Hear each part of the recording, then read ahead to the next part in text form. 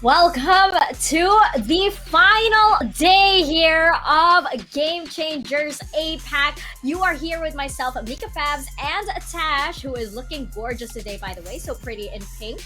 And we are here to bring you all of the action. And Tash, I think this is the anime arc we have all been waiting for. We have such a banger match for everybody today, don't you think?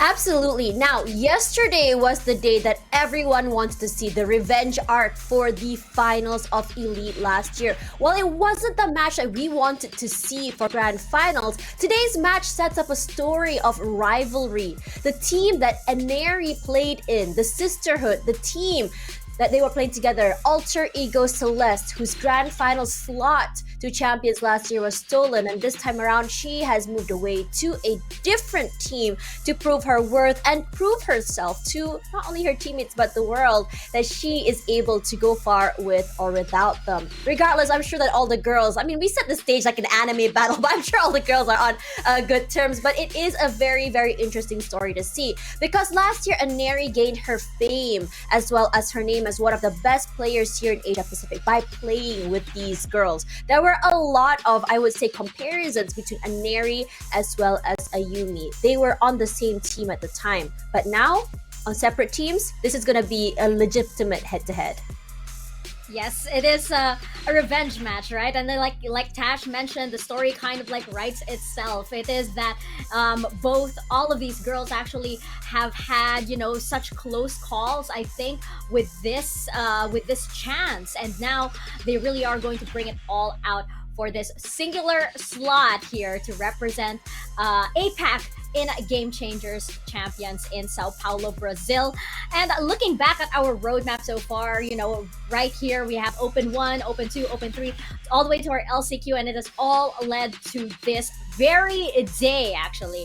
Yesterday, unfortunately, we did have to say goodbye to NWJ and Full Sense Sapphire.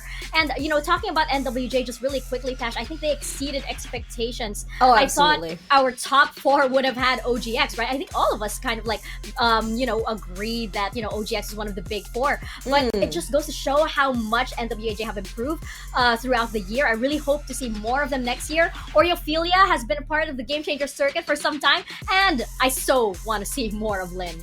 Yeah, more of Lynn is going to be exciting. More of our K4Deity or Clutch4Deity.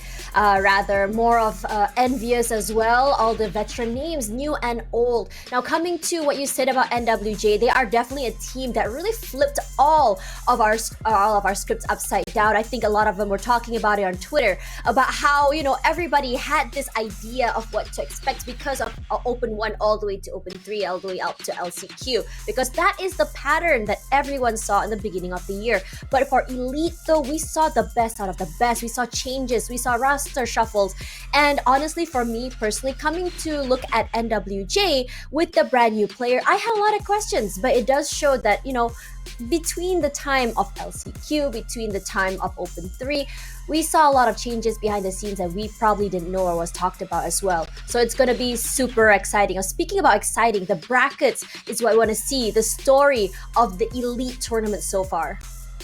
Yes, and I think, we were talking about anime arcs, we were talking about revenge matches earlier. We also had one yesterday when Full Sense Sapphire was eliminated by RRQ Kaguya, right? Yes. Painful loss for the Full Sense Sapphire ladies, who were hoping, of course, to represent the region again. But I'm sure they also are very happy for their friends at RRQ Kaguya. But I think, we really did predict it to boil down to these top 3 teams, right? It was going to be SMG, RRQ, or Full Sense Sapphire. We just weren't sure in what order they would appear. When the start of the year happened, everyone projected that it's going to be a flawless run for SMG, and it has been that. But I think one of the biggest changes I saw in Elite is that the step-ups from all of these teams, RRQ, Full Sense Sapphire, NWJ, in fact, the biggest changes I saw was their discipline, how they play together. It's very, very different. SMG, the beginning of the year, a lot more reckless, a lot more W gaming because they know that they could stomp. But then you start to see them play very, very, it's not passive, that's not the right word for it, a lot more disciplined. They don't have to take up all this space when they don't have to. And I love seeing this change because I asked this question last Wednesday, I believe, and they said, when I asked asked that question, they were quite surprised that we did notice that. Now, for RRQ, I think that for them, they're very, very vocal on social media, especially on Twitter. How Coach Ducky D would always say, we weren't good enough. We need to work harder. There are a lot of things we need to figure out. And every time he tweets that, I felt a bit sad because I felt like it was good enough. It was just honestly a situation that they couldn't help themselves to. But honestly, I feel like these tweets are a good reminder for them because every time they tweet these things, they come back a lot stronger. And I feel like for Coach Ducky D, he has been trying to find that formula to really overtake, Full Sand Sapphire, and finally they did. And everyone was saying, revenge arc complete yesterday. But is it enough to go into this rivalry story today? Oh, yes, and we are going to find out if it is enough, right? Especially since, as we have been mentioning every single day, actually, as we have been talking about every single day, SMG has had a perfect run so far this entire year, right? Again, always saying, what do they say to the gods to lose streak? Is it going to be today? That is the big question, right? It's a tall order as well for RRQ Kaguya because they have yet to even take a map from Team SMG, right? That's how big the demons that they are facing today are. So it's you also have the backstory that like Tash, like you mentioned, you set it up that there's this perfect team not too long ago, and suddenly they broke up, and their star player is now on SMG, and they are facing her, right? There's so many layers to this story, and this was exactly why we wanted those SMG versus RRQ grand finals, and we have it here today in a banger best of 5 series, Tash. Speaking of that, though, let's have a look at the first team happening today. And this is what our teams competing. Let's look at them now.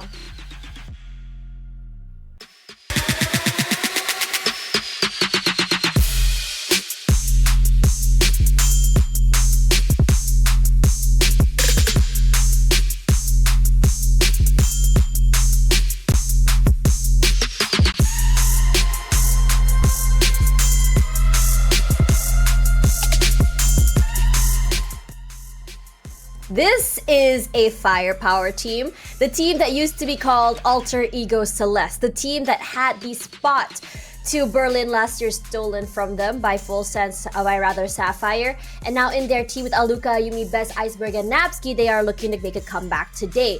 Now, the question is for SMG, they're having the same run that we saw from Alter Ego Celeste last year. But whether or not they'll be able to defend that from happening again is the question. Now, Napski had an insane day yesterday, dropping, I would say, 37 in one game, just practically farming. And Ayumi, completely explosive yesterday as well, with one of the most insane aces I've ever seen. Now, they had a long day yesterday. The question is whether or not their stamina can allow them to play flawlessly today as well. That is exactly the question that we're answering. You're absolutely right. Napski was insane yesterday.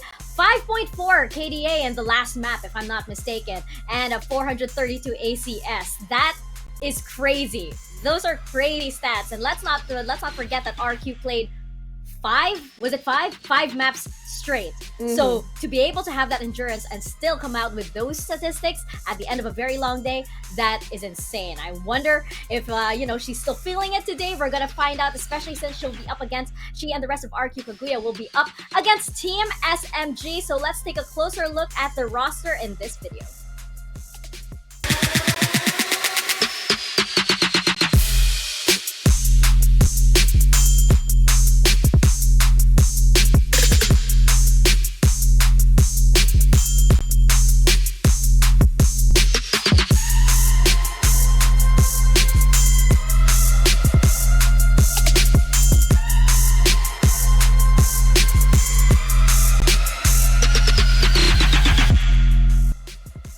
The team with the flawless run for this entire year is SMG. Now, as what Boaster says, Alexi, or I like what I see. I like what I see, yeah. That was so good.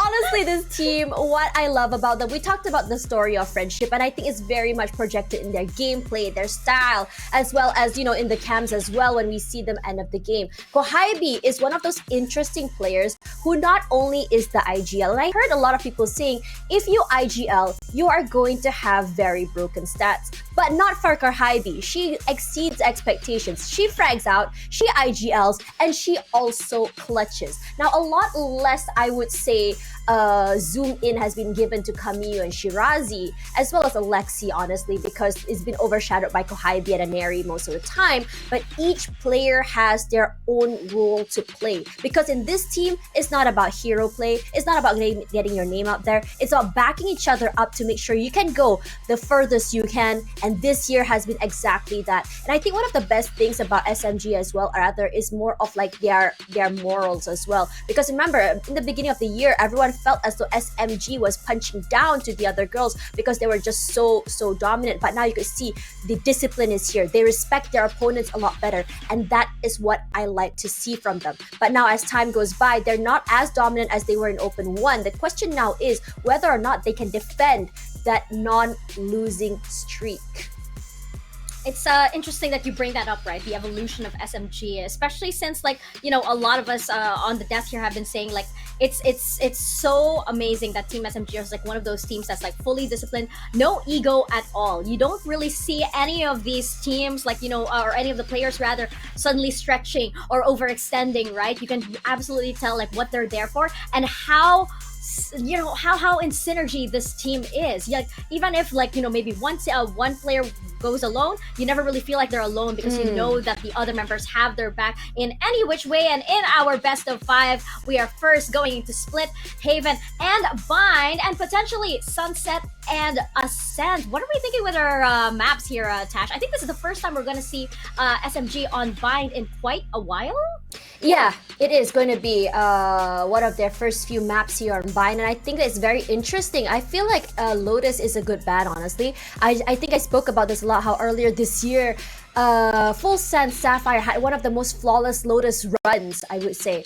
But now it's starting to look shaky. We saw RRQ take it away from them yesterday as well. So I think in any way, it's best for them to take out their comfort maps. And I think Breeze is also one of those maps that Sapphire really excels in because they're so good at those long range angles and off angles and plays. Because for me personally, I think SMG really thrives in maps that have a lot more CQC, a lot more that allows them for their aggressive plays.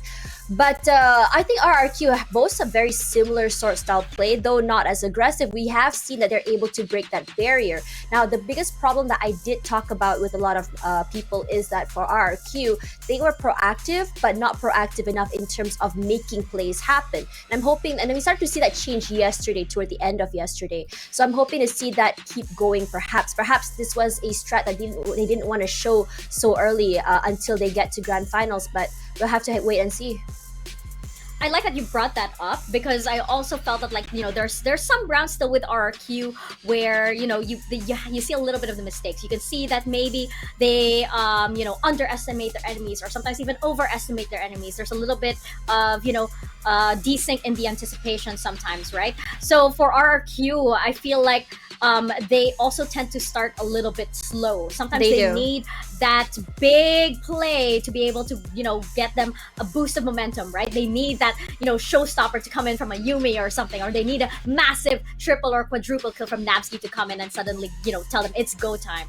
SMG though, they don't necessarily have that start signal. They're just like on every single time. So I really wonder how RQ is going to start here because honestly, the ball is in their court and it matters how hard they can toss it to SMG, right? So I'm really curious to see how the first few rounds are going to play here because I think that will determine, you know, the outcome of this first map, not necessarily the second or the third though.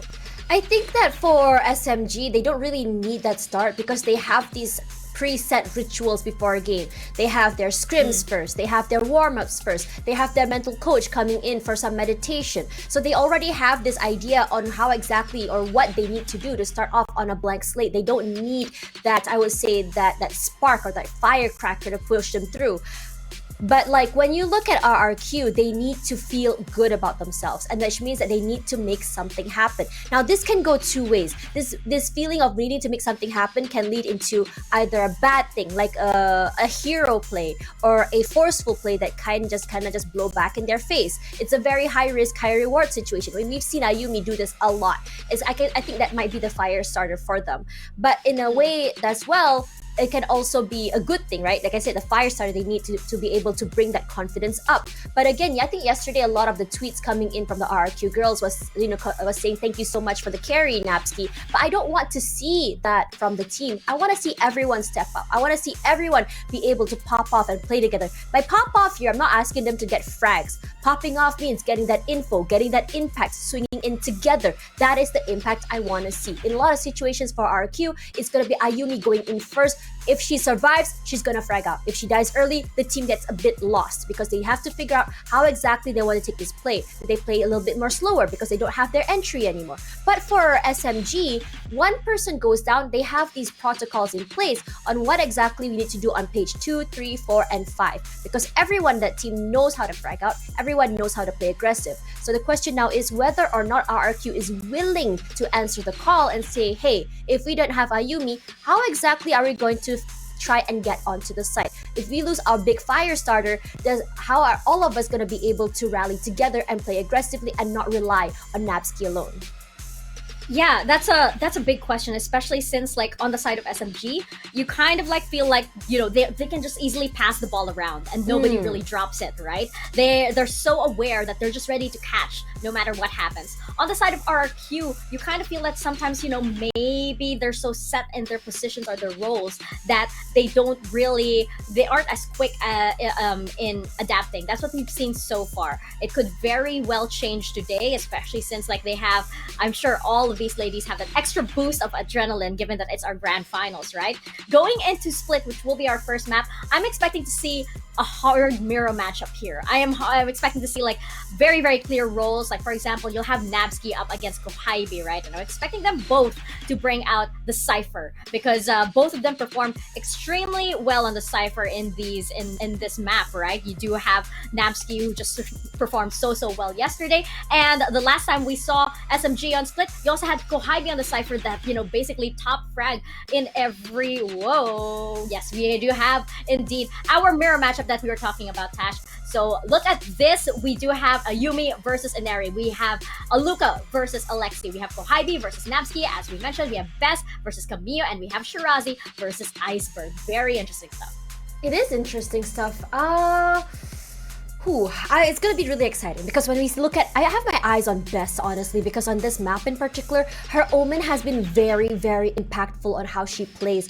She's very aggressive. She can take these fights, and in a lot of situations, she does these very, very ballsy teleports that could really catch the enemy off guard. Sometimes I would really question yesterday as well when I was watching her teleport right beside the enemy or right behind the enemy, and she still got away with 2 kills. So that is gonna be exciting, and I'm wondering if SMG did already take note of that. Speaking of SMG, Camille as well can also do these insane plays. I mean, we saw the other day she got us 3K with the Sheriff and the Flick, which caught her whole team off guard. So I do have Camille on my sights as well for this really, really huge and big plays that we barely ever expect her to come up with.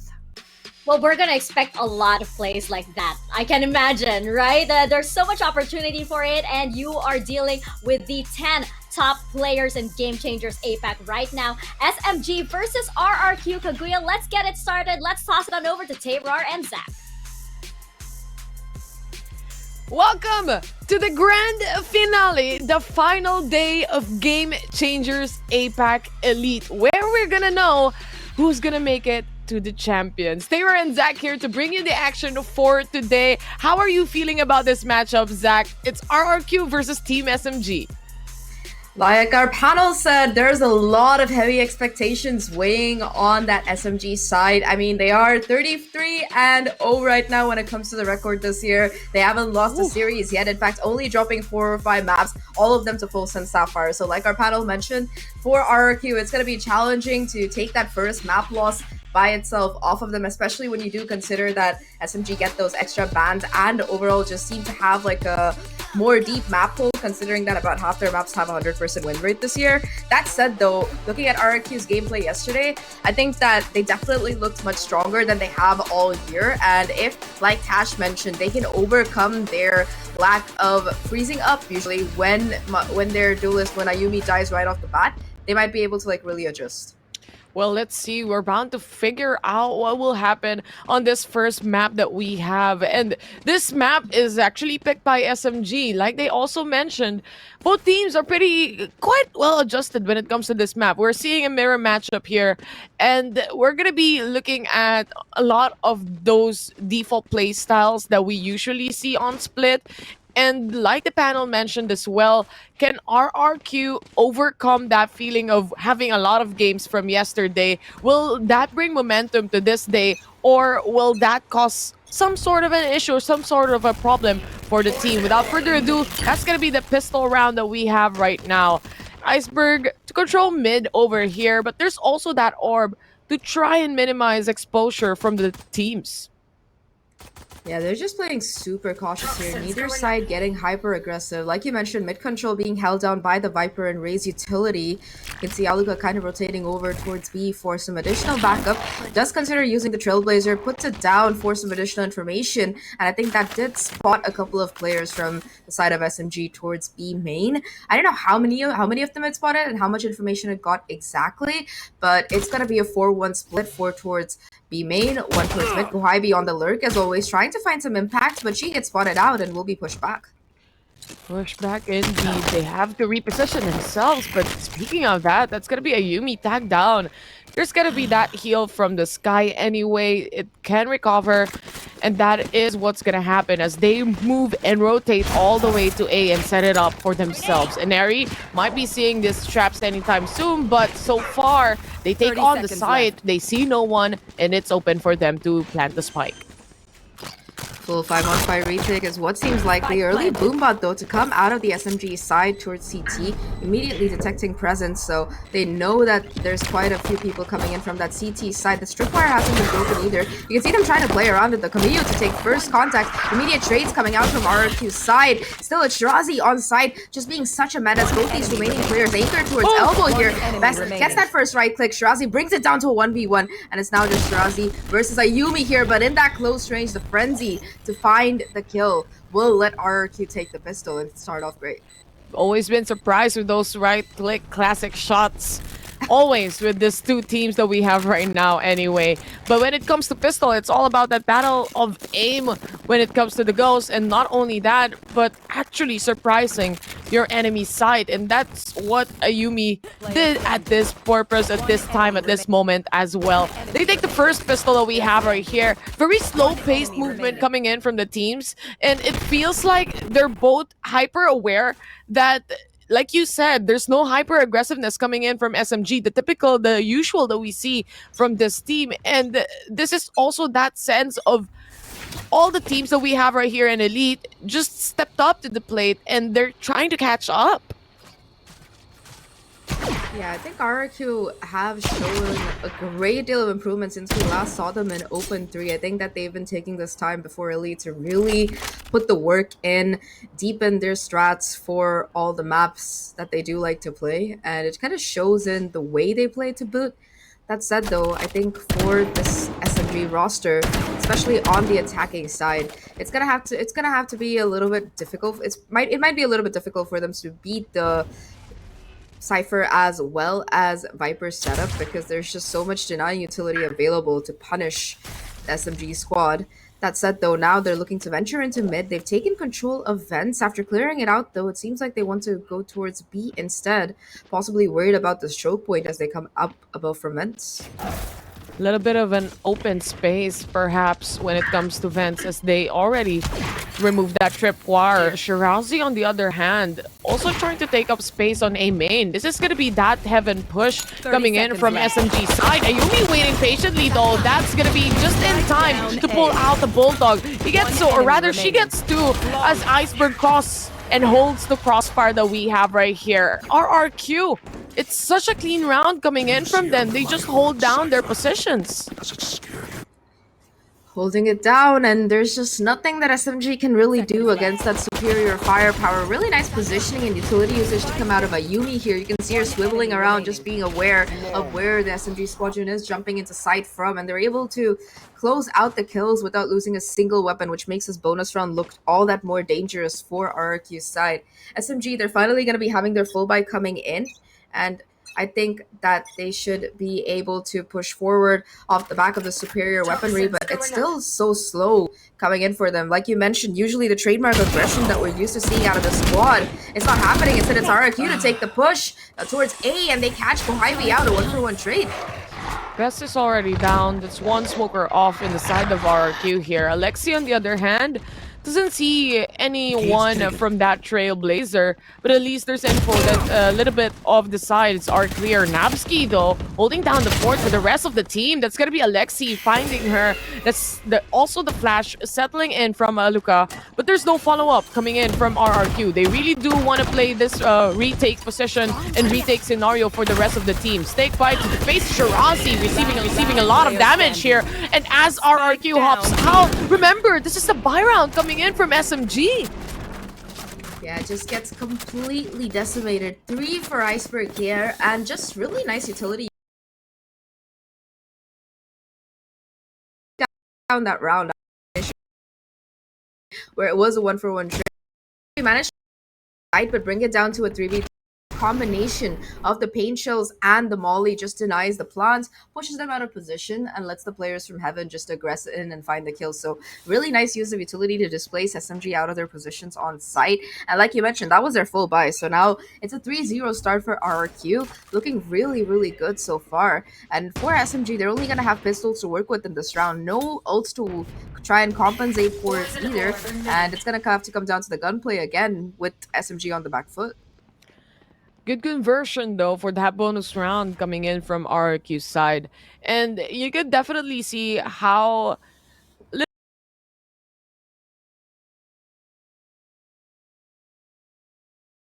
Nabs here. And so far, it to hold down and really held down B's side completely from the round that we saw a while ago. The camera placement on this as well. Really good control, really good info given by Nabsky here. So far, no pushes coming in from SMG side, but this might merit anytime soon as they try to push in forward. Ayumi and the pain shells connect Alexi, though, to get on the trade. 1-for-1 once again here in the open, though. It's gonna be Nabsky as that smoke goes down. Alexi able to find a second kill with the Sheriff, a possible upgraded rifle as well for one of her teammates. And SMG, they push in a little bit more towards CT. The White Swing is there, and Best there for the trade immediately. It's still Kohibi, though, tucked away into the corner. The damage.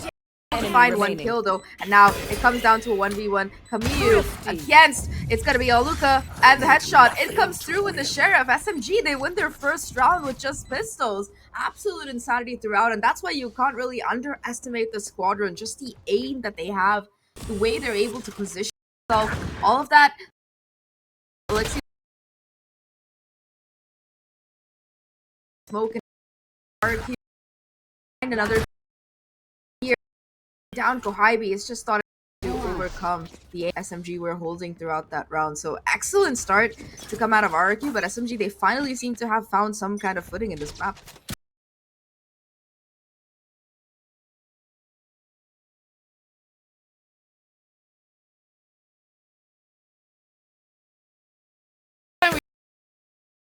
How that aim they will through, especially with the shots that they made here. But it's around for SMG, and still that advantage. More careful now. Iceberg to control mid yet again, but smoked off by this Omen smoke. They do re-smoke mid as well, but it seems like SMG wants to clear that out, take map control and take mid control away from RRQ. A lot of utility gonna be dumped back here, forcing SMG at least back a little bit towards mid. Still, it looks like they want to reposition towards B, where Bess is tucked away in the corner, playing Paranoia at the ready the moment these sound cues are heard. So she will still be able to play around her own smoke. The push itself is finally coming in, and an area on site as sharp as ever to find 2 opening kills to open the site up.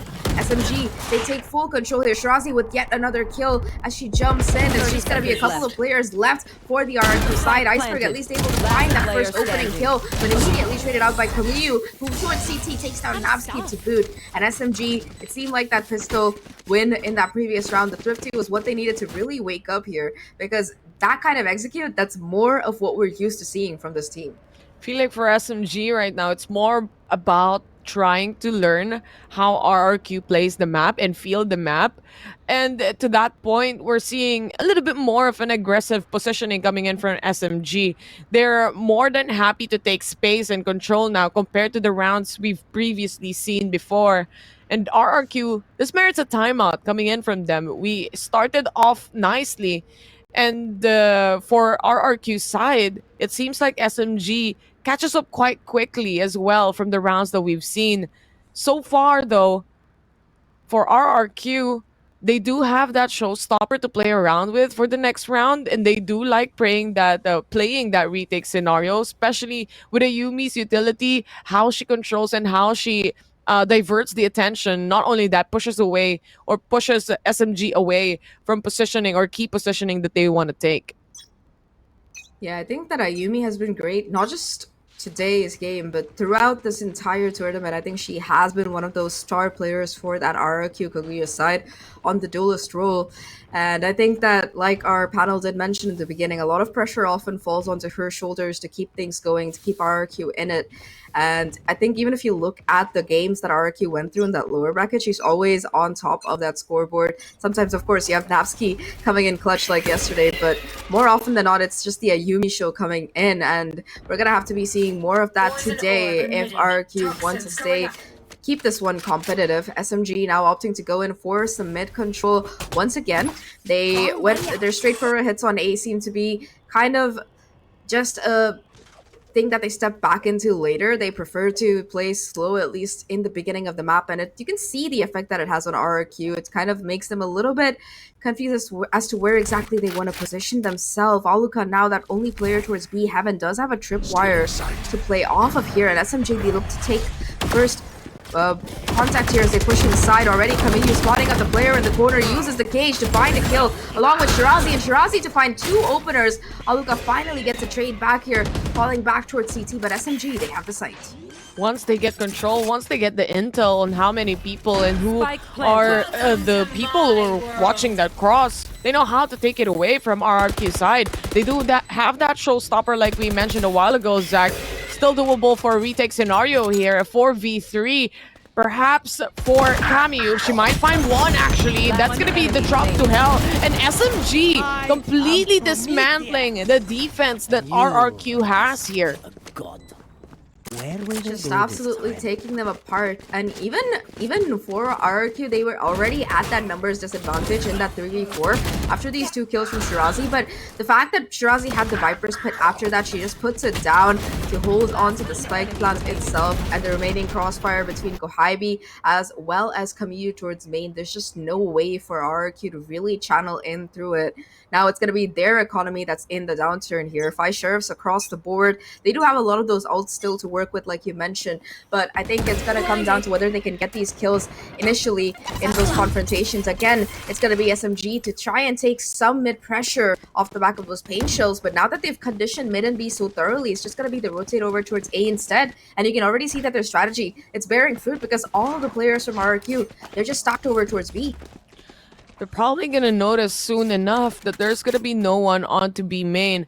Though, I do like this 5-man rotation that RRQ is planning to do, the strength in numbers and possibly taking advantage of the trade-offs that they can actually get. But this already merits the push coming in from SMG's side. A is very open for the taking, and this is the ult that has been popped. No one to see though, as no one is on site as well. RRQ all the way from the flank, and to split out here on Vents. Vents, that first point of contact here. Shirazi lying in wait, a little bit slow on the trigger, rare for her, but still tags up Best quite a bit. It's just a game of who will peak first, and Shirazi finally takes out Best here. That's the first kill to go in SMG's favor. You can see the crossfires just tearing apart these players from RRQ. Aluka and Natsuki though towards main, able to find at least a couple kills for themselves. Now just Aluka left in a 1v3, Spike already down. The rest of the SMG squad, they know her position and they shut her down to boot. And SMG, they steal the lead back 4-3 right now. And I think that what really has been working for them so far is just how they're cycling around the map, playing for its control. Like this round, for example, even when they knew they had A side completely empty, you don't see them passively hanging back. They take up so much space for free towards A heaven, and it's just that constant SMG attitude, right? How much more can you get? How much pushing can I do with and get away with it? And they always seem to get away with so much. It also reduces the impact of the flanks that we're seeing coming in from RRQ side. They don't leave any gaps open for a retake scenario to actually happen here. And SMG, when it comes to post-plant position, they're a little scary to actually take control of. They know when to trade off, they know when to peek. They also know and kind of understand the rotation that RRQ is making. That's going to be the flash and the paint shells to the face. It's going to be that low HP as well, but this is Aluka stuck in a position that she doesn't want to be in. But that's going to be the cross not being set up for her. Aluka to go down, only able to take one here as Best tries to go away because of that ult from the Cypher. And Neural Def has been used. They know exactly where the position might be for RRQ side. And SMG opting for that repositioning. They also did hurt the operator, I think, from a Yumi on that B side, so not really something that they want to try and contest here. They do make some kind of sprays towards mid, an attempt at least to smoke out the position of a player possibly, but instead it's going to be Iceberg to immediately break that tripwire and make it clear that mid is still quite aggressively guarded. 30 seconds left. SMG now looking to regroup towards this A site instead in this 3v4. Only going to be the Cypher hanging around this area. Navsky with the camera and the one-way looking to do some damage, but again, the awareness is there from Shirazi. She finds that kill, and that's going to make this A site look all the more juicy. Best the only player now towards CT, lying in wait. No showstopper really available to put down. In fact, it's just SMG waiting for the push, and they're immediately rewarded for that very patience. Ayumi, though, with the operator, finds that first kill, has the showstopper to boot to get the second, and now it's just down to Alexi in a 1v2 in the corner. Position not noted. She gets the first player. The trigger doesn't click. She sees both, and that's the clutch. Alexi to get SMG to 5. Absolute insanity to come out of this player. That's why she's the princess, and you do not mess with her on the server. That trigger discipline, though, really taking away the round and stealing it away from RRQ side. She knew there was someone who's gonna be holding that cross on CT side, but in the end, again, the discipline coming in from Alexi here secures the round for SMG. What could have been for RRQ? What a round indeed. SMG to take on the lead here, the double digit, or rather that 2-point scoreline, a big difference, and RRQ feeling a little less confident when it comes to the takes now. RRQ, they won the first 3 rounds in a row. It was a great start by any means, but after that Thrifty, SMG have just been unstoppable here. 5 rounds in a row for them now, and they really show no sign of holding back to their defaulting ways. Now a couple of players hanging around mid, putting that initial pressure, at least showing their presence here. The second flash, though, isn't going to catch anything for that RRQ side information-wise, so they're still going to have to be a little bit cautious about how they play it. TP sound being made towards B main as well by Kaguya. Just SMG marking this B and mid area as they've been doing for so many of these rounds. However, there's some adaptation coming out of the RRQ side as well. Cypher utility being placed a little bit more early on for maybe Navsky to try and take that contact early on, but instead it's going to be a Neri to spot out the position of this player. Smokes come down to boot, and now it's just SMG trying to make their way onto site. 1-for-1 trade. Alexi finds a kill, but it's going to be the immediate refrag to come out. Neri, though, still on site, willing to play Spoilsport, takes out Navsky, and now it's a 4v3 post-plant as the Spike is on site. Spike is definitely on side. Kaguya to catch one as well. A good trade-off and a quick trade-off coming in from Iceberg from up above. 3v2 scenario. Kaguya very low on the HP as well. They could still clear this out. Perhaps check on the right side. That's going to be Kohaibi shutting down one. Crossfire has been set. And the double trouble is definitely there. SMG to secure yet another point here on the first half. 6-3. 6 rounds in a row, they keep increasing, and they don't seem to be stopping here. RRQ once again in a little bit of an economic downturn here. And I think that what really SMG have been doing so well is holding down these choke points. The moment, even though RRQ tries to make a move early on, but the moment that they try to sweep into sight. SMG is so often already lying in wait for them, and RRQ, they just seem to have no counter despite all the utility that's in their arsenal. They use a lot of it early on here for information as to where SMG is coming, and maybe because of that, in that post-plant retake attempt, they just don't have as much to work with. Now in an eco round, they still have the neural theft as well as the from the shadows. SMG with only a Seekers of their own, and RRQ, they look to get aggressive here, but still a couple of SMG players lying in wait. Shirazi already to find that first opening kill onto Aluka. Nabsky goes for that wide swing towards B main. The push coming in from the defense itself, but Iceberg not gonna be successful on taking anyone here. Instead, completely shut down. Now down to a 5v2 scenario.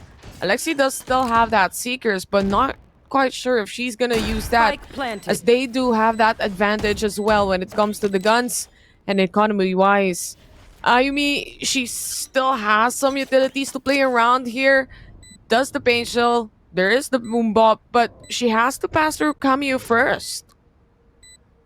Kaguya is just holding down the fort, doesn't really want to give RRQ any more of these kills, and again, just the discipline to come out of SMG. They're just so careful to hold down their post plants and not really give away too many shots for RRQ to try and take the round here. And RRQ themselves, with the two players that are remaining, it seems like they've opted to just try and pass away to the spike here instead of letting SMG farm up on any more of these crucial ults. They're only one off of the neural theft, one off of the Viper's Pit as well. So a lot to work with in this next round if they can get control of an ult orb or two. But talking about SMG, I think that they're back to their winning ways, and again, they're a team that's very heavily momentum focused. So RRQ letting them win like 7 rounds in a row, it's just letting them get away with murder at this point. They do look more confident now compared to the 3 rounds that RRQ was able to take away from them. And I do believe that it's more of SMG first trying to map out where the agents or where the positions of where are the positions of the players of RRQ and who handles the site itself and what are the loopholes that they can pass through. And once they figure that out, like you said, that momentum just pushes through, and we're seeing multiple rounds after rounds being taken away, stolen away in the hands of RRQ. Now SMG, they do just want to try and lurk out players here. Not only that, wait for some pushes if there are some players. Exactly what happened to Aluka, Bess, and the others a while ago. But this is the flash settling in, the peak coming in, and that's going to be a Yumi shutting down one. Good for trade though, it's just a 1-to-1 there in a 4v4 scenario. They do use that Seekers and the Neural Def just to make sure where everyone is. But there's still no follow-up entry coming in from SMG. You might be actually seeing a rotation if they actually take control here on Heaven.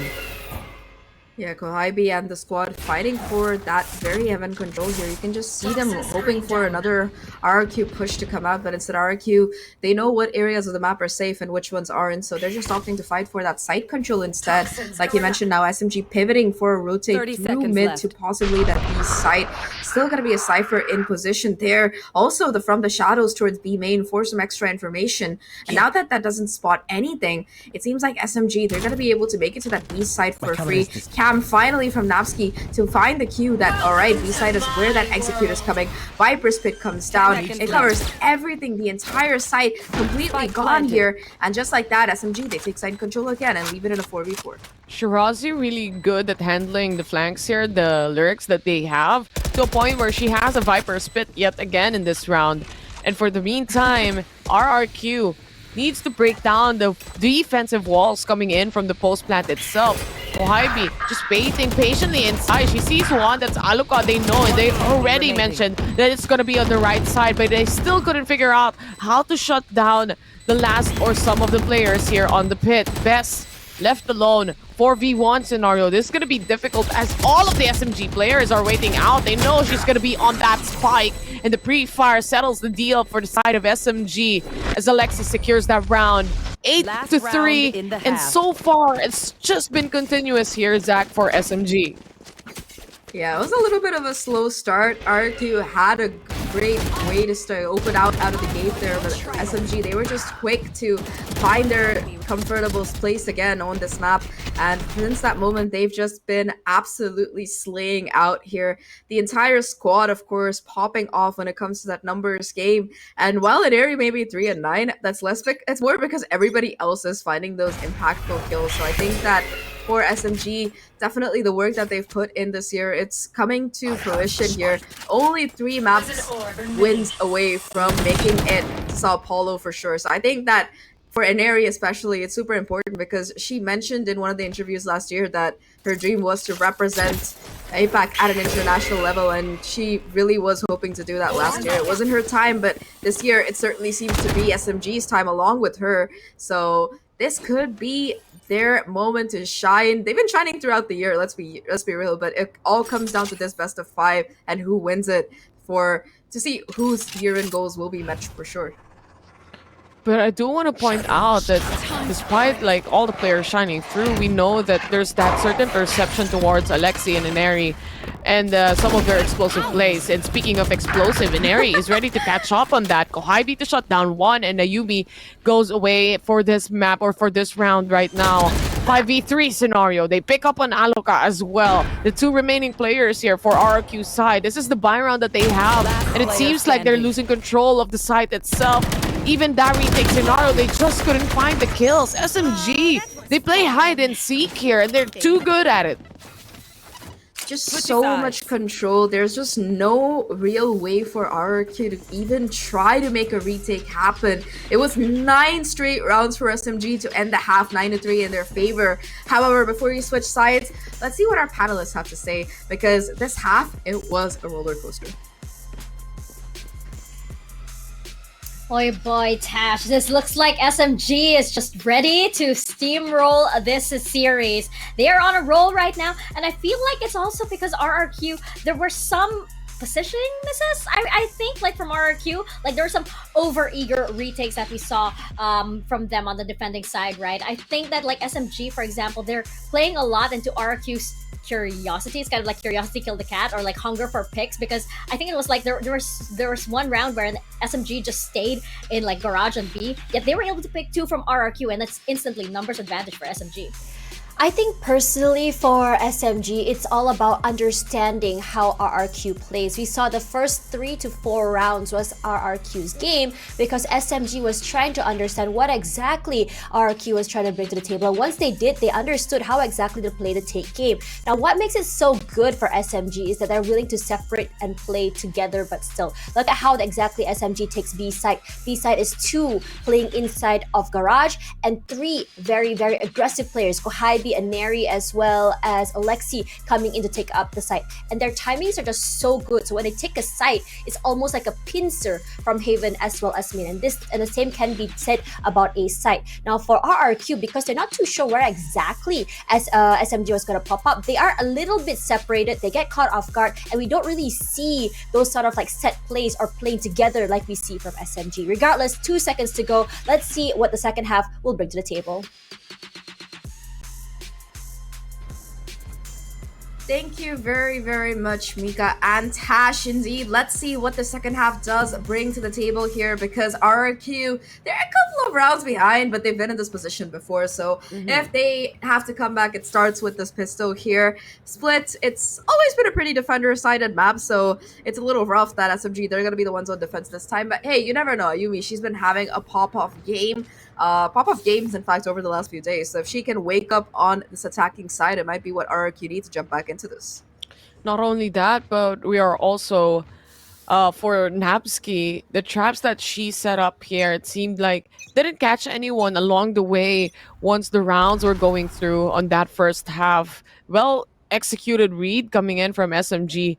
And even, or if you can remember, this one round where they play around the smoke of the Viper, even trying to peek on that little gap and securing kills out away from there. Those little differences it makes and the small gaps that we are looking at can be that game changer that they needed, or they truly need. Anyway, this pistol round will, at least for RRQ, will be very important for them to have that little bit of a spark to make a comeback happen.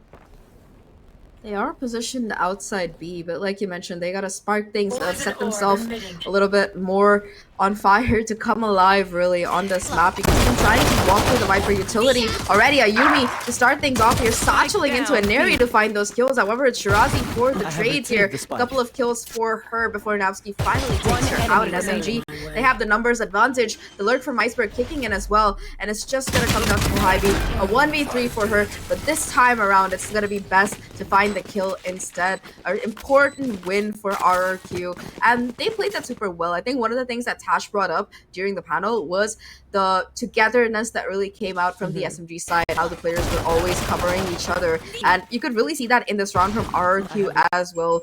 Even though the trades, they were a little bit slow sometimes, they were still nevertheless there, and the fact that they were able to keep control of the side and prevent SMG from sweeping on in and finding those insane clutches that we so often see them individually pull off, I think RRQ, they're gonna be happy about that.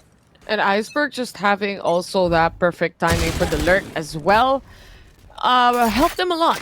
But the peak, the swing, the dry peak from Inari, they catch that. RRQ secures the first kill here towards Inari. No more pain shields, no more worry about boom bots or anything like that. But again, you can expect that, especially in this kind of scenario where you're only handling sheriffs. You wanna get that peaker's advantage to try and punish someone, but instead they get punished back. Camu taking a little bit of a damage on that snake bite. Good hold here coming in from the side of SMG, but nevertheless, Iceberg secures the gobble. 4v2 scenario, Kohaibi fighting for her life on the site, and RQ, I think they realized that we could just hyper-rotate. We know exactly who's gonna be here, or fake that out and try to sell out that fake rotate.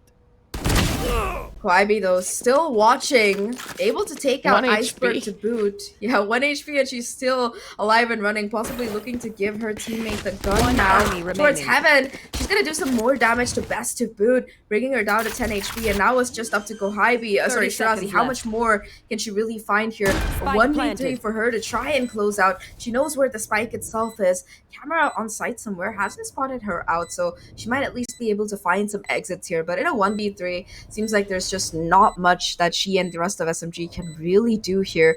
Could make it a bit more expensive. It was an eco round for them. But aside from that, it's just going to be RRQ to find themselves a 5th on the board here. And again, you do see that aggression to come out of them. Really quick executes on this B site after making sure that SMG aren't pushing out. And I think they're just starting to really find that conditioning here. First though, it's going to be Shirazi to do a lot of damage, bringing down Aluka to 11 HP, but not able to complete the kill. And just like that, RRQ, they win their anti-eco and hold on to 3 of their guns. Good discipline coming in from RRQ's side as well. They know they have that post plant set up. They know the HP of the remaining players as well from SMG's side, and holding down the fort, one controlling B main and a high-low setup towards backside just secures the round for them, even if Shirazi decides to peek or push out. SMG 9-5 right now, and this is a pattern that we're seeing. It seems like they're having RRQ get this first initial wins, this first initial rounds, until they truly understand and make those adjustments happen, and that's the time they bounce back and punch and wrestle back. RRQ now, like with the adjustments that you talked about, looking for some mid presence instead. They've been working on the B side a lot in the previous couple of rounds, so now pivoting over towards A seems to make sense to them. But SMG, they still have their Cypher set up on this A side, along with Alexi playing here as well. The Guiding Light is going to find that early information here. The Tripwire, though, it's going to catch a Yumi at least temporarily. Kwaibi not quick enough to find that kill, and she will be forced to just hold from CT here. A full 5-on-5 retake is what we're looking at as RRQ. They take the site without too much ado. SMG, though, they still maintain Heaven control, so they might be able to push in through multiple channels here. They spot out Napsky to boot towards main, and they're going to be able to push her off the angle. In fact, Arneri, to be caught out near sewers, will be forcing them to move around, and the remainder of SMG squad, they try to go in, but best towards elbow with a Spectre. He finds both kills here. The remainder of SMG, they try to flood into the main here. Alexi able to find the first. Shirazi and Alexi with a couple more as well, and now it's just one more player on site. Oliver with the ghost to find the damage here. Now it's just Inari versus the world. No way. Has a classic in hand. She has to try and No push it out, way! and she gets it! This is why Inari is the queen of APAC. All she needs is a free gun, and Inari will find the defuse to bring SMG to 10. Absolute insanity. How do you win that? I know! Such a mishap there. And Navsky completely pushed out from that positioning that she had a while ago. This perfectly timed smoke coming in from Best to secure that first 2 kills that we have. But how? How can Inari get away from this? From a classic versus... What was that, a bulldog? I think it was a Phantom. Oh no, it was a Spectre, sorry. I'm not It sure was a actually, but it Spectre, was but that Bulldog or was Spectre, whatever. literally She was 1 1 hit. HP. But anyway, it happens to the best of us. SMG to take on the round instead. Might be a little typing of MB.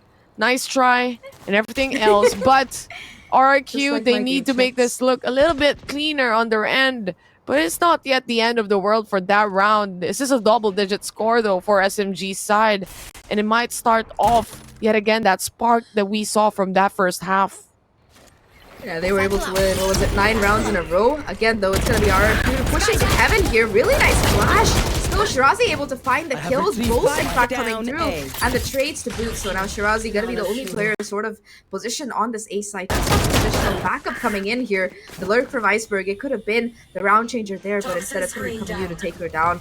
2v3 situation. Spike gonna be planted on this east side here, and Napsky and Best trying to play together in this 2v3 situation. They really want to try and find an early advantage here. You can already see them trying to take CT control, and they do have it. Best that first point of contact, and Eri needs to be able to clear this out to make this retake look a little bit more viable. She's being so patient here. The timing! You see Best pull out the smokes, and it's just gonna be a trade to come in. Shirazi with 3. The control of Heaven strong, and SMG they find 11.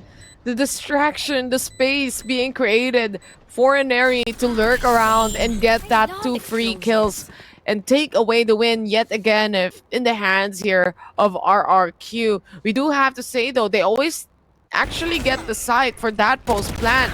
Just so happens here as well that they do have that triple stack towards Heaven that you just couldn't bring back or bring down. That walls are too high for them to take, and RRQ might be going for that little timeout that they truly need at this moment. They do have utilities to really use up here as well and really secure a round, because there's literally no more space to make mistakes at this point. SMG is just 1 point away from match point that we have for map number 1, and RRQ, speaking of utilities here, Zach, they do have a Neural Def, a Seekers available. They do have the TP from Best as well. But one thing's for sure, this 1 orb, Ayumi, that needs to get, I think she will be able to take it away and make a plan and map something out of it. Yeah, like you mentioned, RRQ, they have to buck up big time. It's go big or go to the next map, because SMG, like you mentioned, only 2 rounds away from locking in their map pick here. RRQ, they're gonna have a full buy, and this is their last chance to try and keep this map going. They really don't want to let SMG get to match point and not have any money to try and contest it either. They do have the ults to, like you mentioned, I think, and Ayumi, if she can pick up that ult orb, have that showstopper to create that space starting off, it might be what they need. But SMG now, they're looking to go on the aggressive here towards his east side. Paranoia comes out, Camino able to find that first opener off the back of it, and Eri now looking to provide some additional backup here. Finds that first kill, pulls the showstopper out, but Aluka's there for the trade. Showstopper not gonna find anything. Still, the SMG, they come out of that engagement with the numbers advantage, 4-3. They want to fight for that orb as well, that orb control, the hyper awareness coming in from SMG that they might want to take this away. And now that Ayumi's out and done with, she wouldn't be able to use that showstopper for this round. Kamiyu She's spotted out by the neural depth that has been used. Aluka still has the Seekers available. Might be popping that soon. The flash settling in, no one to hide in. That's gonna be Kaguya going down. Seekers being taken away as well. 2v1 scenario here. Shirazi only has a judge to take cover with, but she picks up a Phantom in a 2v1. Snakebite. Actually a little damage towards Aluka. She spots her out. There's still someone on backside. Shirazi. She wants to play for a pick-off here. But RRQ just holding out on that crossfire angle that they're trying to punish. Last remaining player. Double swing coming in from RRQ. Well executed, well decided. They take the round.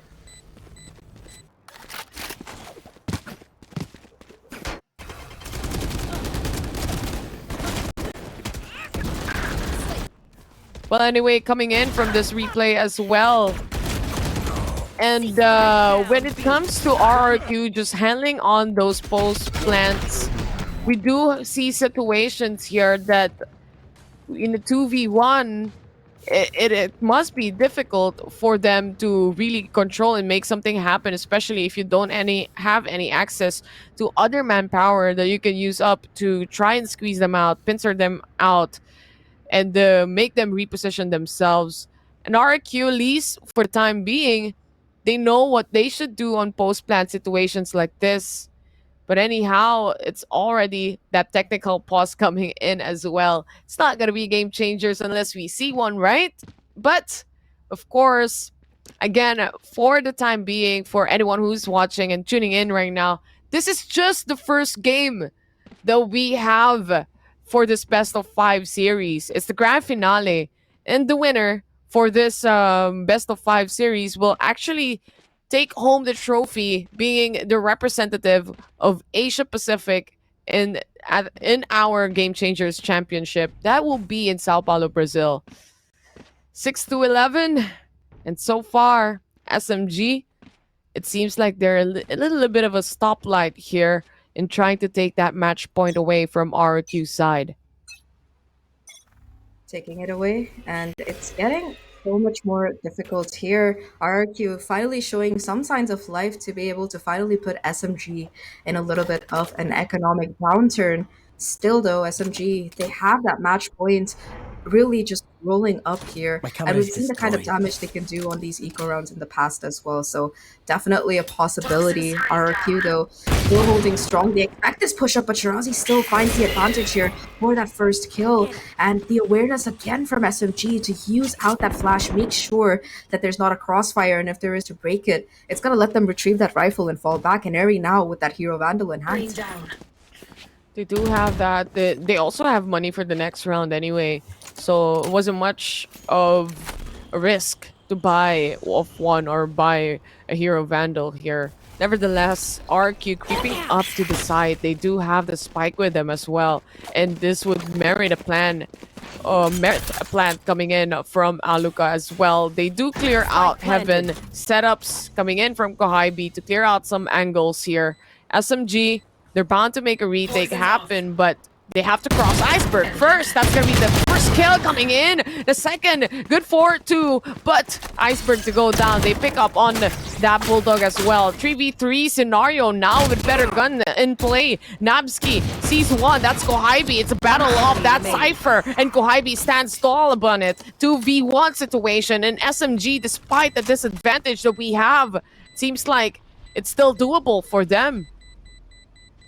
Just Kohaibi in a 1v2, but the clock, it's already ticked out so far, so it's just gonna be her trying to find these exits. She gets the first and the second, at least. SMG, they make it expensive for RRQ here, but RRQ to still find that 7th round on the board, really narrowing that gap. Now only 4 rounds stand between them and tying things up with SMG, and they still have that showstopper and Viper's Pit up ready for that next round. That said though, like you mentioned, Terror, they really did the damage here to be able to take out all of these RRQ weapons, really make sure that they're just not gonna have the ability to really build up that bank. They're still gonna be able to afford a buy, but it's going to be a bit damaged because you can already see the half farmer coming through on 4 players, the Bulldogs on 3 of them. SMG did their job in that round, even if they weren't able to win it.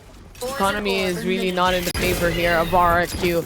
But what do we say? Around is around, right? Now with the showstopper not connecting RRQ, this will stop them to their toes, especially here towards Heaven. Shirazi already good for 2. Alexi to pop her ult as well, just to make sure that they push out the remaining players here from RRQ's side. They do pull out the Trailblazer. Is it gonna spot anyone? They still have that Cypher Cages as well to play around with. Alexi just trying to hide behind it, but giving that sign key away. They know there's still gonna be one city, Heaven, and they want to be careful about it as well. Trailblazer still bites Snapski. Yeah, Alexi now playing well and far back here, trying to be safe and ensure that she doesn't go down to some kind of unfortunate circumstance. And you can see that RRQ are really just trying to find that entry pick before they go onto site, pushing for CT. In fact, Alexi towards spawn, able to find the first, the second as well. Almost a 3K for her, but Best, she finds the refrags, and now it's Best versus the world. A 1v5 that she will have to ace clutch out to win it. Surrounded on every side here, and there's just nothing she can do as Kohaibi mows her down. That's match point for SMG here, 12-7, and they make their full buy really work out.